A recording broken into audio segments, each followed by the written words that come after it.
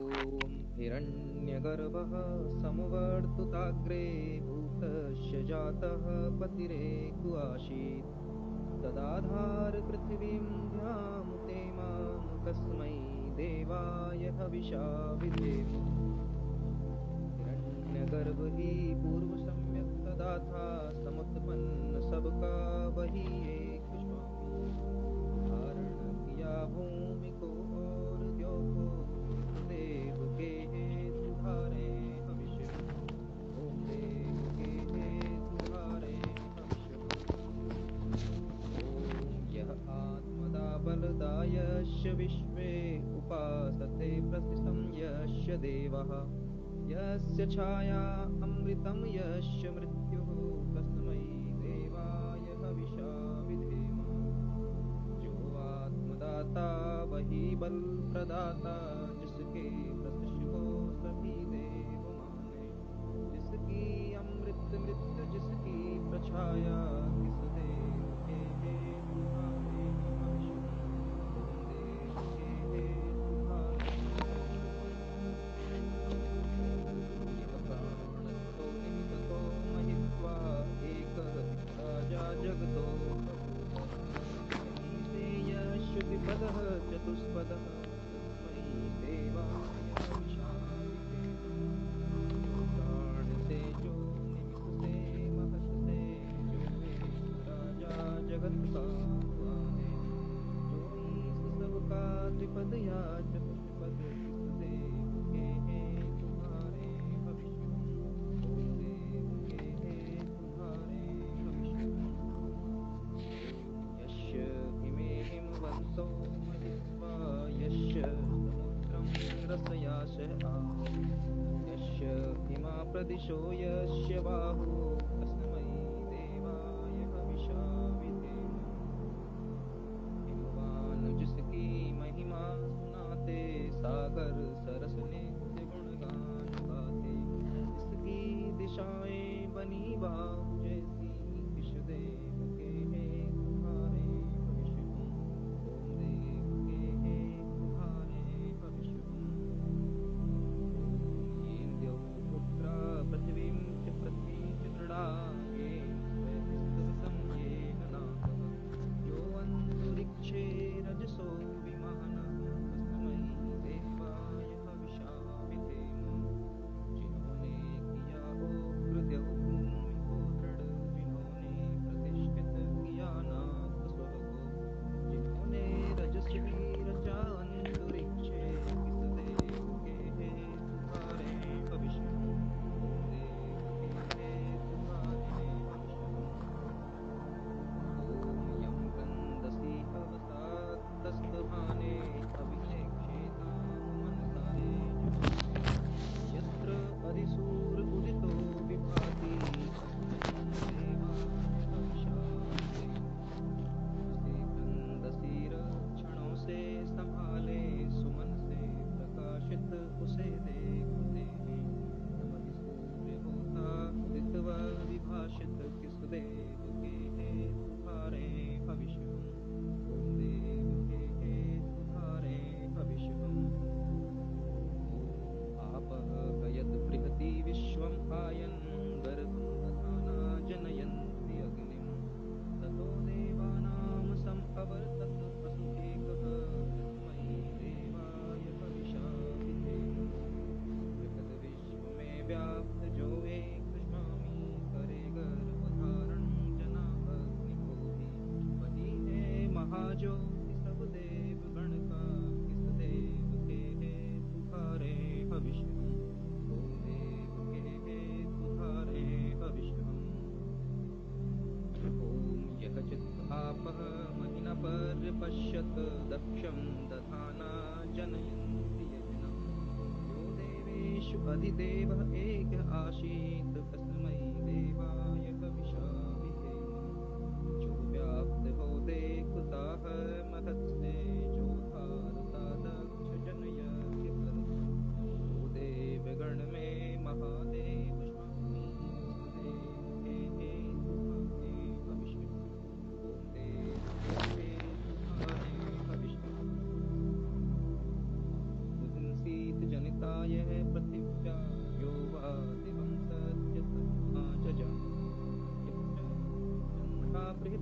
यजान कस्मै देवाय हविषाविधेम। हिंसा करे नहीं जनक जो धरा का, जो धर्मा सुदिष्टो करता। इसलिए अपह चंद्र पृथ्वी रचे हैं, विश्वदेव के हेतु हारे हविष्णु। ओम देव के हेतु हारे हविष्णु। ओम प्रजापते न त्वतेतानि अन्यो विश्वा जातानि परिता बभूव। यत् कामाते जुहुमः तन्नो हस्तो वयं श्यामपतयो रयिणाम्। प्रजापति ने तुमसे कहीं हैं, सभी हैं तुम्हारे हुए। सभी कामनाएं समर्पित तुम्हें हैं, बने हम जगत ज्ञान के ईश स्वामी। ओम ब्रह्मा। अति सुंदर पाठ किया आपने। तो जो मौलिक उच्चारण की बात है, थोड़ा सा धीरे धीरे अभ्यास में लाने का प्रयास करें। ज्ञान यज्ञ यही वैदिक उच्चारण है, कह लीजिए, जो लोक भाषा में थोड़ा सा दिक्कत हो गए हैं, तो हम यथा संभव ध्यान रखें कि धीरे धीरे ठीक हो जाएगा। जानकारी आपको है और उत्तर भी लेते हैं। ज्ञान को क्या बोलेंगे इसमें फिर? जी, ज्ञान को क्या बोलेंगे? ज्ञान आधा जा या आ ना ना, जैसे यज्ञ हमने कहा, यजन जी ये है ना, यज्ञ है वो आधा क्या है, क्या होगा तो यजन हो जाता है। यजन भी ठीक है, मतलब वो अलग शब्द है, यज्ञ है। वैदिक भाषा में सामान्यता वो आधा ही रहता है, इस प्रकार के अनेक शब्दों में, केवल इसी में नहीं। और जो लौकिक संस्कृत है उसमें वो आकार का आगम होने लगता है। अर्थात यूं कहें कि वेद की भाषा में यज्ञ होगा और लौकिक संस्कृत में यजन होगा, ये कह सकते हैं। आप देखिए, इसे ज्ञान धातु है, जानना के अर्थ में। तो ज्ञान आप कहते हैं ना, ज्ञान तो जानना, और उसका जो क्रिया रूप भी बनता है तो जानाति बनता है, जानता। दिया है, जरा विचार करें। यही है कि लोग व्याकरण रटाते हैं, हम समझाते हैं, उसके जड़ को समझिए। क्या धातु है, उससे ज्ञानाति बनता। अगर क्या होता तो ज्ञानाति बनता। मूल धातु है, उसे तो रूप बनेगा। पट से पढ़ती, जल से चलती, ऐसे तो रूप बनेगा। तो क्या धातु है, ज्ञानाति सीधे सीधे बनता है। इसे कक्षा ही हम लोग कह रहे हैं, फिर कक्षा। तो हाँ, का और शा, चालक्ष, ये मूर्धन्य शा आ रहा है ना। अब वो ठीक है, उच्चारण में कहीं कहीं हमको, हम भी आपकी तरह हैं, हो सकता है हर समय बहुत कुछ उच्चारण हम भी न कर सकें, तो चूक तो किसी से भी हो सकती है, हमसे भी और आपसे। यही है कि हम जानकारी रखें, जानकारी होनी चाहिए और प्रयास करना चाहिए उच्चारण, और सब चलता है ना। और बाकी आपने स्वयं प्रयास किया है कि लय बनाने के लिए कहीं कहीं, जैसे अब हलंत है तो अगला स्वर उसमें जोड़ दिया या कहाँ अलग कर लिया, इतना तो करना पड़ता है। कह सकते हैं इतनी अनुमति है कि छंद की दृष्टि से, वर्ण की दृष्टि से, अर्थ की दृष्टि से उसमें कोई दोष नहीं आता, तो हम उसको अपने लय की दृष्टि इतना थोड़ा बहुत कर सकते हैं, आप करते हैं, समस्या नहीं है। जैसे पति ही एक पढ़े तो भी ठीक है, और संधि होगी तो पत्र एक हो जाएगा। तो वो लय की दृष्टि जैसा भी जिसको जानकारी पड़ सकता है। हालांकि पति एक में भी लय बनती है, वही होती है, और पति रेख में भी कोई अंतर नहीं पड़ता है। सिर्फ उदाहरण के लिए बताया, तो जहां जैसा हो, ये कोई बहुत बड़ी बात नहीं है। कहीं सहज भाव से संधि हो गई या नहीं हुई तो वो ठीक है, कोई बात नहीं। अब अपने वेद व्याख्या करेंगे और उसके बाद हम लोग और चर्चा करेंगे।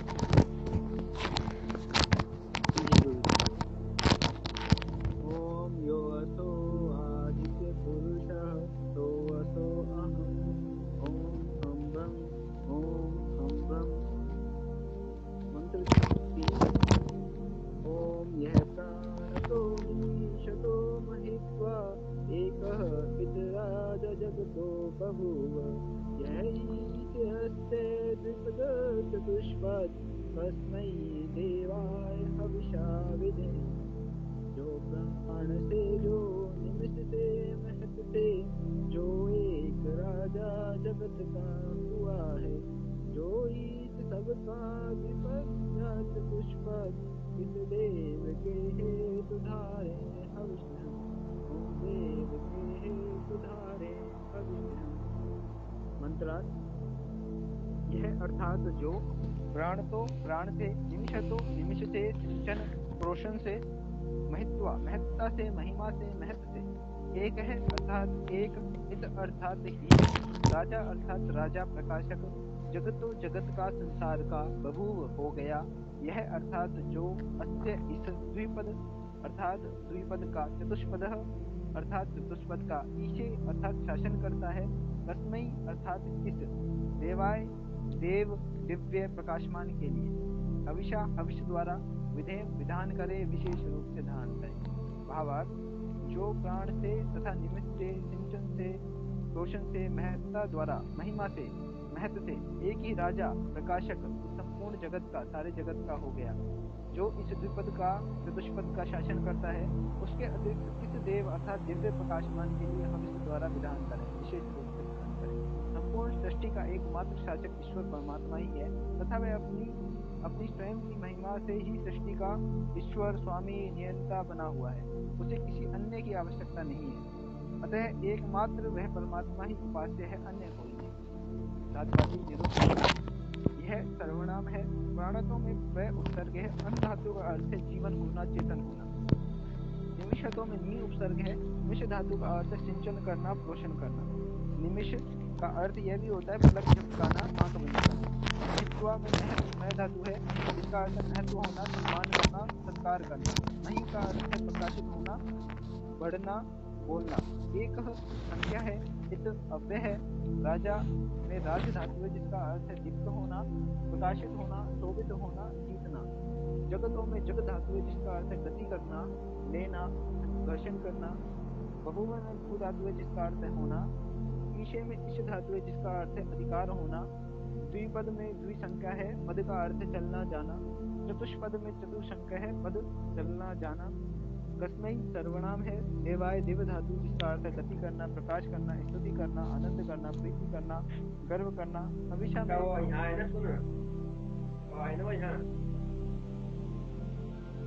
हविषा में हु धातु है, जिसका अर्थ है दान करना, आदान प्रदान करना, तृप्त करना। विधेय में भी उपसर्ग है, धा धातु का अर्थ है धारण करना। तो अब जिस जाति के जो भी प्रश्न हो करिए।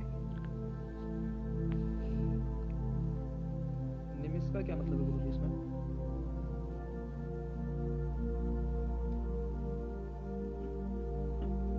निमिष का एक तो इन्होंने अर्थ जो बताया, ने उपसर्ग मान लिया तो मिष धातु बनी। लेकिन आपका जो प्रश्न है सहज भाव से, निमिष का अर्थ एक छोटा कालखंड, जैसे हम लोग क्षण पल कहते हैं, आजकल सेकंड कहते हैं, वो भाव निमिष मात्र में पलक झपकाने का जो आशा उन्होंने एक बताया था, तो निमिष का एक भाव ये भी है कि जैसे हम पलक झपकाते हैं, थोड़ा समय लगता है, तो एक मुहावरे में जैसे हम लोग अभी भी कहते हैं पलक झपकते ही, अर्थात बहुत थोड़े समय में ये कार्य हो जाए। तो वो संभवतः इसमें इस मंत्र में ये बताया गया है, निमिष से महत्व से,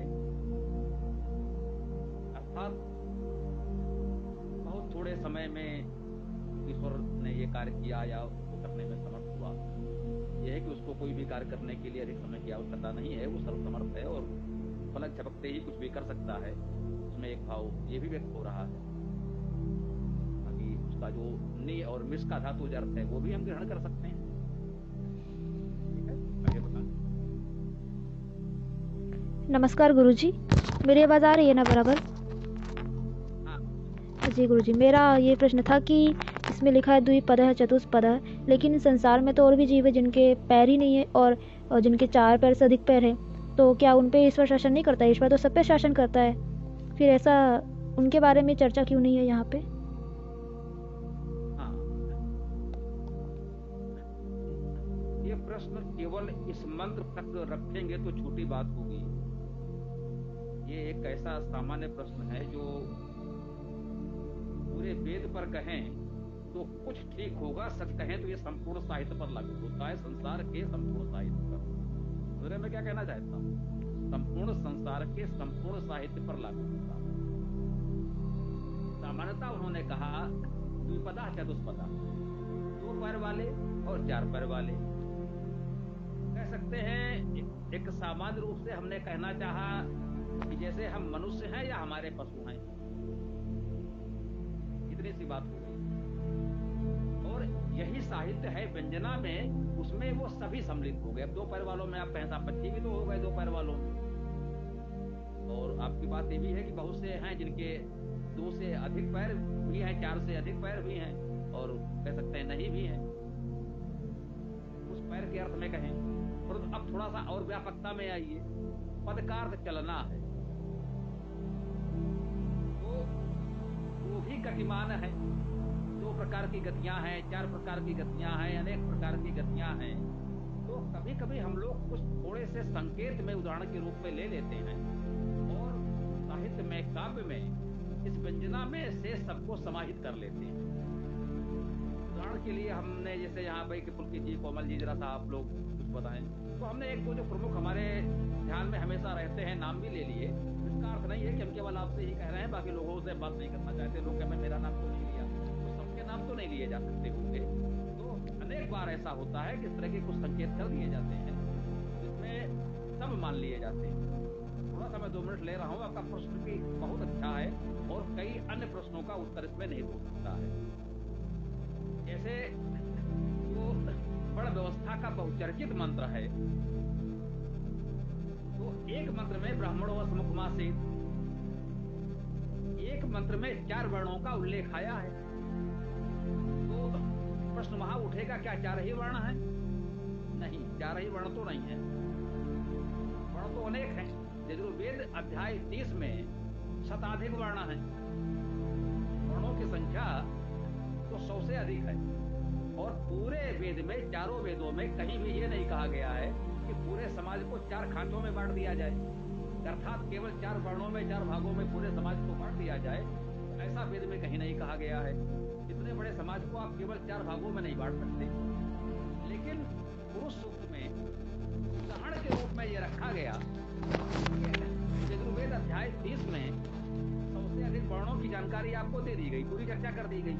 और यजुर्वेद अध्याय 31 में पुरुष सूक्त आया। पुरुष सूक्त ऋग्वेद में भी है, वो है, अन्य वेदों में भी उसका कुछ थोड़ा बहुत है। परंतु यहाँ इस क्रम को देखें कि यजुर्वेद अध्याय 30 में 100 से अधिक वर्णों की बात कर दी गई। अब यजुर्वेद अध्याय 21 में उदाहरण के लिए लिया गया कि यदि उस परमात्मा की या इस समाज की एक व्यक्ति के रूप में, पुरुष के रूप में परिकल्पना करें, यह प्रश्न किया गया है उसमें कि उसका फिर मुख क्या होगा, हाथ क्या होंगे, पैर क्या होंगे, आदि आदि उसमें प्रश्न किया गया है। तो उसके उत्तर में ये 4 बातें भी बताई गई। उसके बाद वो अन्य बातें भी बताई गई हैं। नेत्रों से क्या उत्पन्न हुआ और नाभि से क्या उत्पन्न हुआ, ये भी बताया गया। ये पृथ्वी पैरों से उत्पन्न हुई। मतलब एक प्रतीकात्मक प्रश्न कर दिया गया कि समाज को एक व्यक्ति के रूप में परिकल्पित करें तो समाज की या सृष्टि के अन्य बातें किस किस अंग के अनुरूप कैसे कार्य करती हैं, उसको एक रूपक के माध्यम से समझाया गया। प्रश्न किया गया कि हम कैसे कल्पना करें, इसको कैसे समझें, और उसको समझाया गया। तो वही कहते हैं कि एक आधी लाइन लिया। अब आप कहें साहब 4 की चर्चा की है तो लोगों ने मान लिया पूरे समाज को 4 खाते में बांट दिया जाए, तो ऐसा नहीं।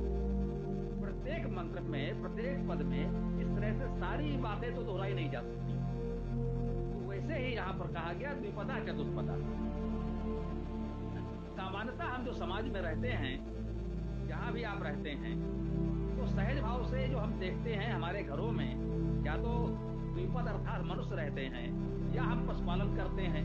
अब तो सब मशीनीकरण हो गया, अन्यथा हम लोगों ने देखा है कि भाई उस समय हमारे घर गाँव में यही माना जाता था, भाई उनके घर में इतने बैल हैं, बड़े आदमी हैं, भाई हमारे घर में 8 बैल हैं तो हम बड़े लोग हैं, तो भाई 8 बैलों की खेती होती है इनके यहाँ। कुछ लोगों के यहाँ भाई 2 बैल हैं तो वही बहुत हैं, कुछ के पास 4 बैल हैं, किसी के पास 8, 10, 12 बैल हैं। तो बड़ी खेती है, वो बड़े लोग हैं कि भाई उनके पास इतने बैल हैं। तो सामान्यतः यही माना जाता था गाय, बैल और मनुष्य, तो उस प्रतीक रूप में कह दिया गया। 2 पैर वाले, 4 पैर वाले, अब उसमें पशु पक्षी या जो भी कीट पतंगे प्राणी माने आप, उसके व्यापक अर्थों में व्यंजना में सब सम्मिलित हो जाते हैं। ये जैसा कि मैंने कहा, ये न केवल इस मंत्र के लिए, न केवल वेद के लिए, संपूर्ण विश्व के संपूर्ण साहित्य के लिए ये सत्य है। रचनाकार कभी कभी इस प्रकार से वो बात करता है, वो सूखी नहीं बना रहा है, आपको जो मूल भाव है, जो वो बात बताना चाह रहा है, प्रतीक रूप में उसने इतना कह दिया। बाकी आप समझदार हैं, समझ लें। ठीक? जी जी गुरुजी, समझ आ गया, धन्यवाद।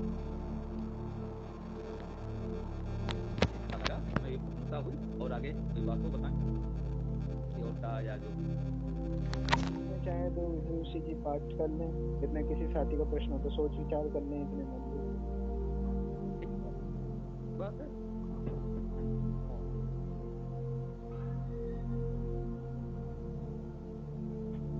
ओम प्रणाम गुरुजी।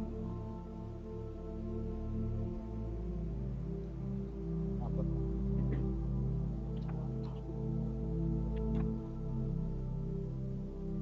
ओम यो असे पुरुषः सोमो अहम् ओम हम ब्रह्म ओम हिरण्यगर्भः समवर्तत अग्रे भूतस्य जातः पशि एक आसीत् सदाधार पृथिवीं धाम उत इमां तस्मै देवाय हविषा विधेम। हिरण्यगर्भ प्रभु ही सृजन पूर्व राजति समुत्पन्न सबका वही एक स्वामी। सुधारण किया भूमि धोलोक सबको किस देव के हे सुधारे हविष हम। ओम देव के हे सुधारे हविष हम। ओम यह आत्मदा बलदा यस्य विश्व उपासते प्रसितं यस्य देवः यस्य छाया अमृतं यस्य मृत्युः तस्मै देवाय हविषा विधेम। जो आत्मदाता वही बल प्रदाता जिसके प्रशिष्ट को सभी देव माने। जिसकी अमृत मृत्यु जिसकी प्रछाया किस देव के हे सुधारे हविष हम। ओम देव के हे सुधारे हविष हम। ओम यह प्राणतो निमिषतो महित्वा इत राजा जगतो बभूव। यह ईशे अस्य द्विपदः चतुष्पदः तस्मै देवाय हविषा विधेम। जो प्राण से, जो निमिष से, महत से, जो एक राजा जगत का हुआ था। जो ईश सबका द्विपद या चतुष्पद किस देव के हे सुधारे हविष हम। ओम देव के हे सुधारे हविष हम। ओम यह प्राइमे हिमवन्तो महित्वा यस्य समुद्रं रसया सहाहुः। यस्य इमा प्रदिशो यस्य बाहु तस्मै देवाय हविषा विधेम। हिमवान जिसकी महिमा सुनाते सागर सरस नित्य गुणगान गाते। जिसकी दिशाएं बनी बाहु जैसी किस देव के हे सुधारे हविष हम। ओम देव के हे सुधारे हविष हम। ओम ये न धाः उग्र पृथिवी च दृढा येन स्वइस्तभितं येन नाकः। यो अन्तरिक्षे रजसो विमानः तस्मै देवाय हविषा विधेम। जिसने किया उग्रधो भूमि को रण, जिसने प्रतिष्ठित किया नाग स्वह को, आकाश में जो रजस भी बनाए, किस देव के हेतु धारें हविष हम, ओम देव के हेतु धारें हविष हम। ओम यम क्रंदसी अवसात सभाने, अभ्यक्षे मातां मनसारे जमाने, यत्र अधिसूर उदितो विभाति, तस्मै देवाय हविषा विधेम। धारण सुरक्षण जो करे पुकारे, मन से प्रकाशित उसे देखते हैं, अधिसूर्य होता उदित व विभासित, किस देव के हेतु धारें हविष हम, ओम देव के हेतु धारें हविष हम। ओम आपोहयत बृहति विश्वमायन, गर्भं दधाना जनयन्ति अग्निं, ततो देवानां समवर्तत असुः एकः, तस्मै देवाय हविषा विधेम। बृहद विश्व में व्याप्त जो एक स्वामी, करे गर्भ धारण जना अग्नि को भी, उसी से हुआ प्राण था देवगण का, किस देव के हेतु धारें हविष हम, ओम देव के हेतु धारें हविष हम। आगे को बोलना आपको।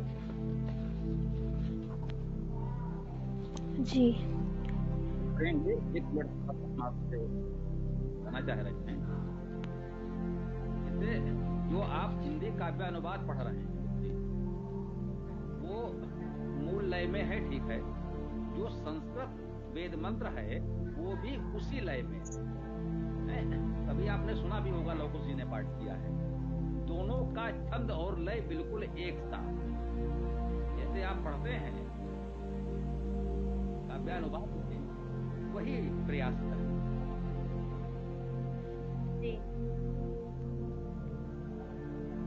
देव के हेतु धारें हविष हम, किस देव धारें हविष हम, कस्माय हविषा विधेमो, कस्माय देवाय हविषा विधेमो, किस देव के हेतु धारें हविष हम, है ना, एक समान है। में तो आप कर रहे हैं उसी तरह से, तो संस्कृत को भी उसी में लाइए। इस देव के हेतु धारें हविष हम, कस्माय देवाय हविषा विधेमो। समझाया? इसको पकड़ने का प्रयास करें। बाकी तो आपका बहुत अच्छा है ना। हिंदी आपने बहुत अच्छा किया, और वही छंद है, वही लय है, वही है, तो उसको उसी रूप में कर सकते हैं। ठीक है, तो समझने का प्रयास करेंगे। तो आगे जैसा भी हो, कोमल जी को करना है तो करें, आपको बता दें। ध्यान रखें इस पर। जी मैं करती हूँ। ओम यः चित् आपमहिना परपश्यत्, दक्षं दधाना जनयन्ति यज्ञं, यो देवेषु दिदेवेकासीत्, कस्मै देवाय हविषा विधेम। जो व्याप्त हो देखता है महाप्रभु, जो धारता दक्ष जन यज्ञ करता, जो देवगण में महादेव स्वामी, किस देव के हेतु धारे हविषम, ओम देव के हेतु धारे हविषम। ओम मानो हिंसीत जनिता यह पृथिव्या, यो वा दिवं सत्यधर्मा जजान, यः चापः चन्द्रः बृहति जजान, कस्मै देवाय हविषा विधेम। हिंसा करे नहीं जनक जो धरा का, जो सत्य धर्मा सुधि विलोक करता। जिसने अपह चंद्र बृहति बनाए, किस देव के हेतु धारे हविष हम। ओम देव के हेतु धारे हविष हम। ओम प्रजापते न त्वत् एतानि अन्यो विश्वा जातानि परिता बभूव। यत्कामः तेजुः तत्नो अस्तु वयं स्याम पतयोरयिणाम्। कस्मै देवाय हविषा विधेम, कस्मै देवाय हविषा विधेम। तुमसे इतर है प्रजापति नहीं है, जो विश्व में व्याप्त सब में रहा हो। जो काम ना हो सभी पूर्ण कर दो, बने हम धनेश्वर के देव स्वामी। किस देव के हेतु धारे हविष हम। ओम देव के हेतु धारे हविष हम। ओम खम ब्रह्म जी। अति सुंदर, देखिए कितना अच्छा किया। हिंदी और संस्कृत दोनों एक समान अच्छा है। धीरे धीरे अभ्यास करते जाएं और आप लोग ये प्रयास करें, जब अच्छा पाठ जो होता जाए तो इसको अपना अपना वीडियो बनाकर ग्रुप में डालें, अनेक ग्रुपों में पहुंचाएं। और ऐसा भी तो हो सकता है कि आपका ये वेद पाठ कहीं वायरल हो जाए, लोग इसको देख करके पढ़ें, सुने, दूसरों को बताएं, उसके अनुसार अपना पाठ करने का प्रयास करें, है ना। आपके स्वर अच्छे हैं, उसको सही तरीके से आप प्रस्तुत कर पा रहे हैं, तो सभी लोग, लौकुश जी ने किया, विष्णु जी ने किया, कोमल जी ने किया, पुलकित भी कर रहे हैं सब लोग, तो सभी लोग अपना अलग अलग प्रयास करें। एक ही मंत्र दें, 5 मंत्र दें, पूरा सूक्त दें, जिसको जैसा अच्छा लगे, तो अधिक से अधिक लोगों तक वेद की बात पहुंचेगी। यही हमारा प्रयास की बात है ना। ठीक है पुलकित जी, आगे देखें। किसी साथी के प्रश्न हो तो पूछ सकते हैं, नहीं तो और कोई चीज देखेंगे। एक बार बताइए, कोई प्रश्न हो तो पूछिए।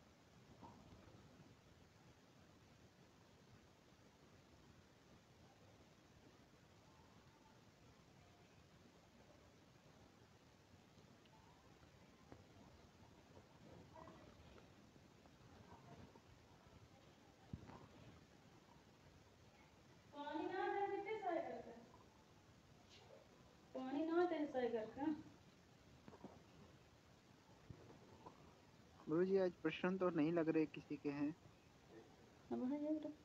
बस थोड़ा सा और बचा है, 10 मिनट। ठीक है, देख लो जैसा जो फिर ठीक लगे।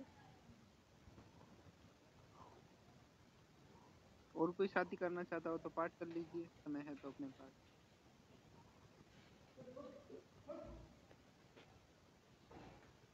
कोई जो कुछ भी करना चाहे स्वागत है, परंतु पुलकित इस बात का ध्यान रखो कि हम